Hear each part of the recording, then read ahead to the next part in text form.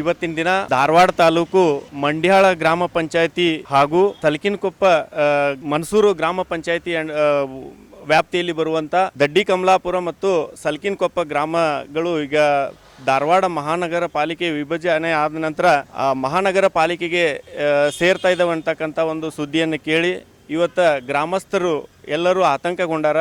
ಯಾಕಂತಂದ್ರೆ ಅವ್ರಿಗೆ ಈಗಾಗಲೇ ಅವರು ಗ್ರಾಮ ಪಂಚಾಯತಿ ವ್ಯವಸ್ಥೆಗೆ ಹೊಂದ್ಕೊಂಡು ಬಿಟ್ಟಿದ್ದಾರೆ.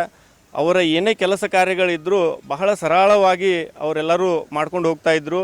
ಆದರೆ ಏಕಾಏಕಿ ಈಗ ಇವೇನು ಹುಬ್ಬಳ್ಳಿ ಮತ್ತು ಧಾರವಾಡ ಮಹಾನಗರ ಪಾಲಿಕೆ ವಿಭಜನೆ ಆದ ನಂತರ ಇವತ್ತು ಆ ಗ್ರಾಮಗಳನ್ನು ಈ ಮಹಾನಗರ ಪಾಲಿಕೆಗೆ ಸೇರ್ಪಡೆ ಮಾಡ್ತಾಯಿದ್ದೀವಿ ಅನ್ನುವಂಥ ಒಂದು ಸುದ್ದಿ ಕೇಳಿ ಬಂದಾಗ ಅವರು ಬಹಳ ಆತಂಕಕ್ಕೀಡಾಗಿ ಈ ಒಂದು ವ್ಯವಸ್ಥೆಗೆ ನಾವು ಹೊಂದ್ಕೊಂಡು ಹೋಗಿದ್ದೀವಿ, ಗ್ರಾಮ ಪಂಚಾಯತಿ ವ್ಯವಸ್ಥೆಗೆ. ಈಗ ನಾವು ಕಾರ್ಪೊರೇಷನ್ಗೆ ಸೇರೋದಾದರೆ ನಮಗೆ ತುಂಬ ತೊಂದರೆಗಳಾಗ್ತವೆ ಅನ್ನುವಂಥ ಒಂದು ಉದ್ದೇಶದಿಂದ ಇವತ್ತು ನಾವು ಎಲ್ಲ ಗ್ರಾಮಸ್ಥರು ಮತ್ತು ವಿಜಯ ಕರ್ನಾಟಕ ರಕ್ಷಣಾ ವೇದಿಕೆಯ ಪರವಾಗಿ ಎಲ್ಲ ಕಾರ್ಯಕರ್ತರು ಸೇರಿ ಜಿಲ್ಲಾಧಿಕಾರಿಗಳಿಗೆ ಮನವಿಯನ್ನು ಸಲ್ಲಿಸಿದ್ದೇವೆ.